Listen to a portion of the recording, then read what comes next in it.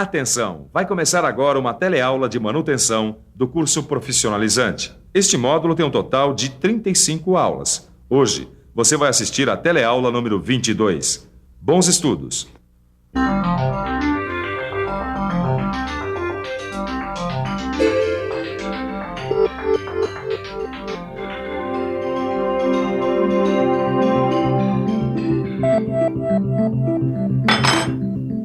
Hoje eu vou fazer a manutenção aqui na bicicleta do meu afilhado. Ele não queria que eu trouxesse a máquina aqui para a oficina, mas eu achei que já estava na hora de uma preventiva. Assim como eu também acho que já está na hora da nossa teleaula de hoje começar. Na teleaula de hoje, você vai conhecer vários tipos de eixos e ver como deve ser o manuseio deles. Você vai ver que existem vários tipos de correntes. E você também vai aprender como fazer a manutenção preventiva das correntes. Se a gente pensar bem, vamos chegar à seguinte conclusão. A maioria das máquinas precisa de manutenção preventiva. As máquinas e os seus elementos também. Por isso, na teleaula de hoje, nós vamos ver como é a manutenção preventiva de alguns elementos de máquinas. Ô Tito, oi, olha só quantos elementos de máquina a gente tem aqui, ó. Tudo novinho, uma beleza, rapaz. É verdade, Caio, mas a gente só vai usar se precisar trocar. Afinal, isso aqui é uma manutenção preventiva, né?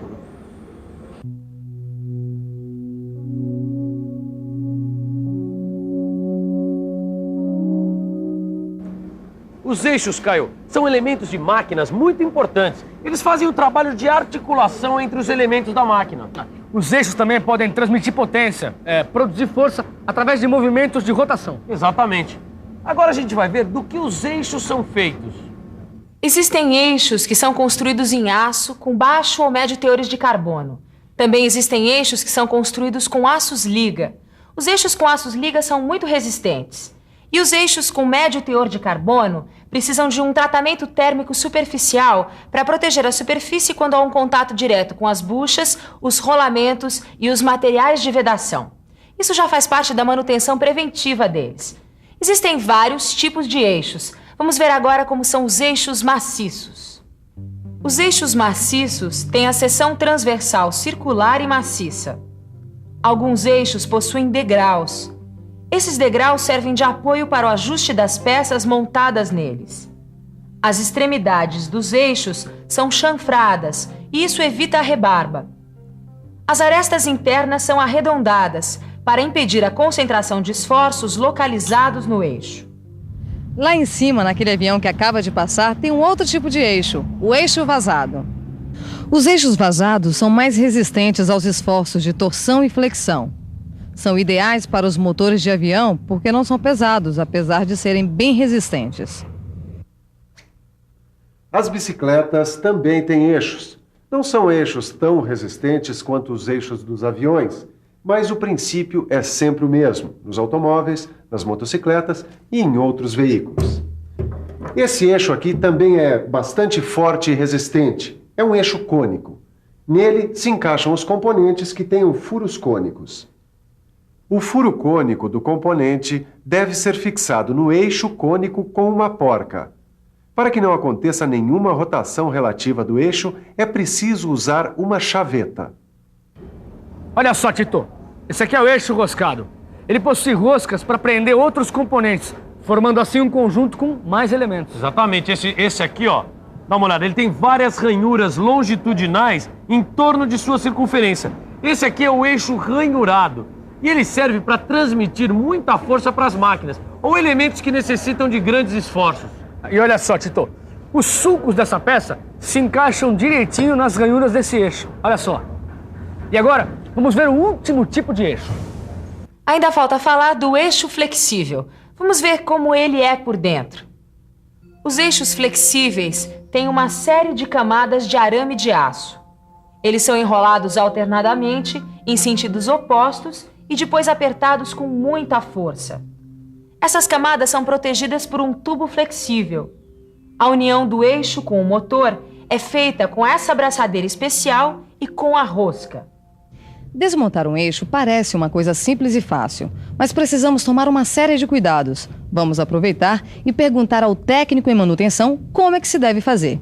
E então, quais são os cuidados? Em primeiro lugar, a gente deve tirar todos os elementos de fixação do eixo. São os anéis elásticos, os parafusos, os pinos cônicos, os pinos de posicionamentos e as chavetas. Se na face do eixo tem um furo com rosca, fica mais fácil. Afinal, neste furo nós colocamos um dispositivo que ajuda a retirada do eixo. E assim fica mais fácil. E o martelo não ajuda? Não, o martelo atrapalha. Quer dizer, nunca podemos bater com o martelo na face do eixo. As pancadas podem produzir um tipo de dano no furo de centro ou nas bordas, e isso pode danificar o eixo ou dificultar na hora da montagem. Neste caso aqui, não consegui desmontar o eixo de jeito nenhum. Aí, tive que usar o martelo. Nesses casos, é fundamental usar um metal macio como cobre, para proteger o eixo das batidas. E depois de tirar os eixos das máquinas, nós devemos sempre guardá-los em lugares adequados. Isso é para evitar danos ou empenamentos, ainda mais quando o eixo for muito comprido. E depois de aprender como desmontar, nós precisamos aprender a montar. Tudo isso é feito sempre com atenção, limpeza e organização. Atenção, limpeza e organização estão sempre juntos no nosso trabalho. Em primeiro lugar, a limpeza total e geral do conjunto e do eixo. Isso evita o desgaste por abrasão. Exatamente. A gente também tem que olhar se o eixo não tem nenhum arranhão. Assim ele pode funcionar direito e não prejudicar o mancal. A gente também tem que ver se ele não apresenta nenhum tipo de rebarba. Aí sim, a gente usa o paquímetro ou o micrômetro para ver se as tolerâncias das medidas do eixo estão certas. E não podemos esquecer de pré-lubrificar todas as peças para que elas não se danifiquem, até que o conjunto seja todo lubrificado, já pronto para o trabalho. E na colocação dos retentores é preciso todo cuidado, para que não haja desgaste do eixo e não aconteçam vazamentos dos lubrificantes. E por falar em trabalho da máquina, faltou a gente ver uma coisa muito importante. Os eixos podem quebrar por sobrecarga ou por fadiga. Sobrecarga é quando submetemos um eixo a um trabalho superior à sua capacidade de resistência. Um eixo de carro, por exemplo, não pode transportar um caminhão. E a fadiga é o cansaço mesmo. Acontece quando um eixo é usado por muito tempo. Além da quebra por sobrecarga ou fadiga, também pode acontecer o desgaste dos eixos. Os eixos se desgastam por vários motivos. Quando o rolamento engripa, quando o óleo lubrificante está contaminado, quando os eixos árvores, acionados por correias, recebem excesso de tensão nessas correias. Também quando o superaquecimento faz com que o eixo perca a dureza. E por último, pela falta de lubrificantes. Agora, nós vamos ver como é que são as correntes.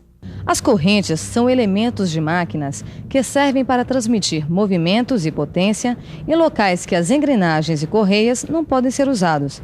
Existem vários tipos de correntes. Vamos conhecer algumas. Essa corrente de bicicleta aqui é um tipo de corrente de roletes. As correntes de roletes podem ter roletes equidistantes ou então roletes gêmeos, como é o caso dessa aqui, ó.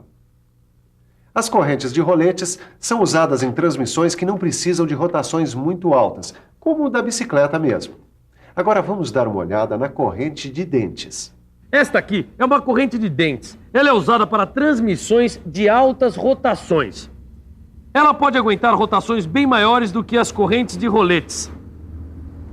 Essa aqui é uma corrente de elos livres. Ela é uma corrente muito especial, hein?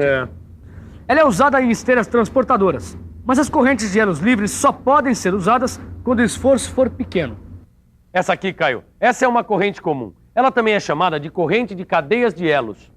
A corrente comum tem elos que são formados de vergalhões redondos soldados entre si. Elas são usadas para a suspensão de cargas pesadas. Vamos ver agora como são os defeitos que as correntes podem ter.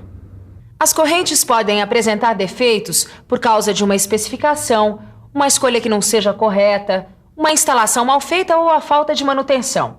Tudo isso acaba causando os defeitos das correntes. Os dentes da engrenagem dessa bicicleta estavam cheios de sujeirinhas grudadas. É por isso que a corrente estava começando a querer desencaixar. Essa manutenção preventiva está sendo muito boa mesmo. Vamos aproveitar e ver mais uns exemplos de defeitos de correntes e suas causas. O problema desta corrente foi o superaquecimento. O superaquecimento acontece quando há excesso de velocidade, quando a lubrificação está errada ou se tem algum atrito contra obstruções ou paredes. E se os pinos estão caindo da corrente, é porque eles estão mal instalados ou tem muita vibração. E por último, temos que cuidar para que os dentes das rodas não quebrem, nem com choques violentos, velocidade excessiva, lubrificação mal feita ou corrosão. Para fazer a manutenção de correntes, é sempre muito bom lubrificá-las bem com óleo. Também é bom invertê-las de vez em quando. E não podemos usar elos novos no meio de elos velhos. E nem usar uma corrente nova com rodas velhas. Exatamente. A limpeza da corrente é feita com querosene. Depois de enxugá-la, a gente mergulha ela em óleo e deixa escorrer o excesso. A gente deve armazenar a corrente coberta com uma camada de graxa e embrulhada em papel. E lembrar de medir de vez em quando o passo, o desgaste das rodas e revisar o alinhamento. Falando em revisão, que tal uma boa revisão?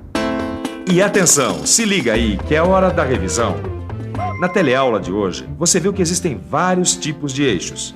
Você viu como deve ser a montagem e a desmontagem dos eixos. Você conheceu vários tipos de correntes e suas aplicações.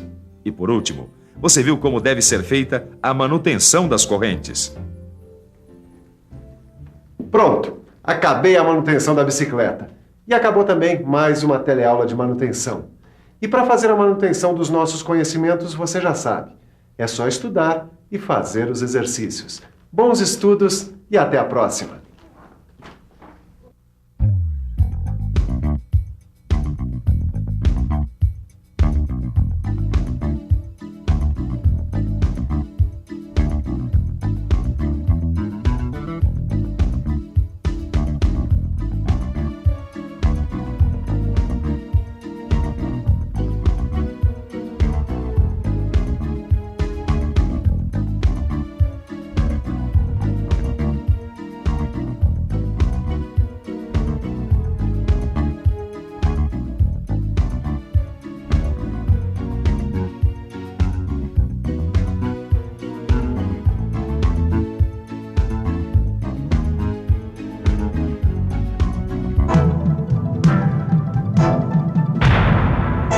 Telecurso 2000, um programa de educação do Sistema Fiesp e da Fundação Roberto Marinho.